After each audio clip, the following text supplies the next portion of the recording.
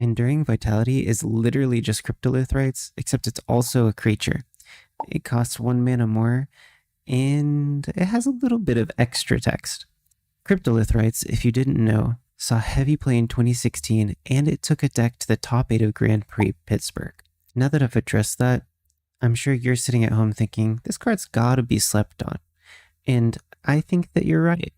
So here are 5 decks that I think that Enduring Vitality could absolutely break at some point.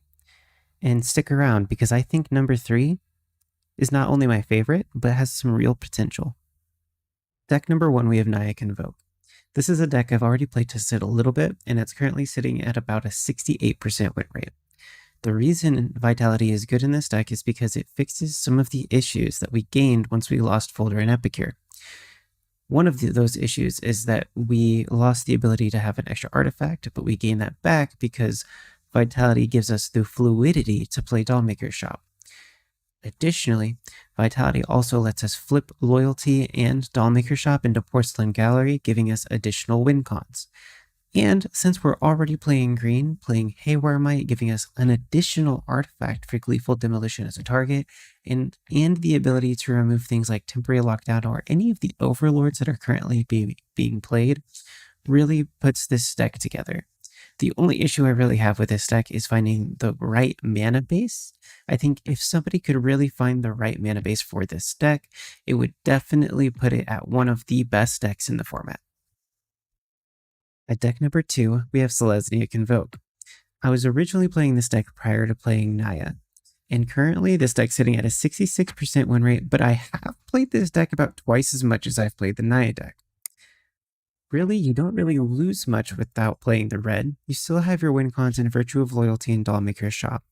Teething Wormlet seemed like a very nice addition. It synergized very well with the Collector's Cage, and it gave great turn 3 plays whenever you could play it and 2 other creatures on turn 2 and then ramp into a Vitality, then play a Collector's Cage and cast your Dollmaker's Shop off of the Collector's Cage on turn 3. One issue that I would have with this deck, or do have with this deck, is that it did have a little bit of an issue with cutdown. It didn't always matter. It didn't always come up. I think the biggest issue this deck had overall was Sunfall. So if somebody can find a way to build the deck to play around Sunfall just a little bit better, I think that it could also be one of the best decks of the format. At deck number 3, we have Elf Tribal. Now we're going to get into the decks that I haven't really tested a whole lot or at all, but I do think that they have some real potential. The idea behind this deck is to turn each of your elves into a mana dork with Vitality. Then combine them with 3-Tree City, Tyvar Jubilant Brawler, and Tyvar the Pummeler to make a very wide board with lots of power.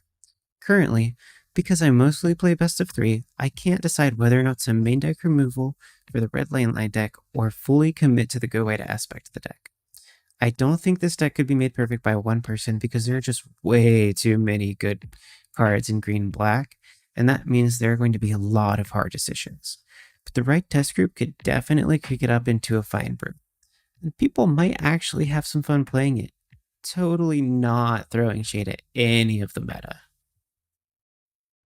Deck number 4, Raccoons. Now, I don't know if Mono Green is the right direction to go with this, or maybe Cruel is, but I do know that Vitality fixes 2 core issues of the deck. Number 1, it was very difficult to hit your expend costs at the time you wanted to hit your expend costs. And number 2, all of your raccoons were just a little bit too expensive. But because of Vitality, now all of your creatures are additionally mana dorks, which makes them just slightly more playable. I don't know if that will absolutely break the deck, but I do think that it could make it a meta contender. However, Keen-Eyed Curator's got some interesting text on it, and there's the chance that this combination could be broken. Last but not least, we have Otter Convoke, kind of. The reason I say kind of is because I was originally playing a mono blue Otter Convoke list, and I was having a lot of fun with it. If you want to see the gameplay to that video, I'll leave a link to that video here. But the basic idea is that you would flip the Segovia, and then you would hold up a counter spell like 3 steps ahead, and then the turn after flipping the Segovia, you would use cantrips like Moment of Truth or Sleight of Hand, repetitively, making your flood caller or any of your other otters and or birds, etc., a lot bigger and attacking for game. That's going to be it for the video, guys. If there's anything else you want to watch on my channel, mostly gameplay videos, YouTube thinks this is the best video for you.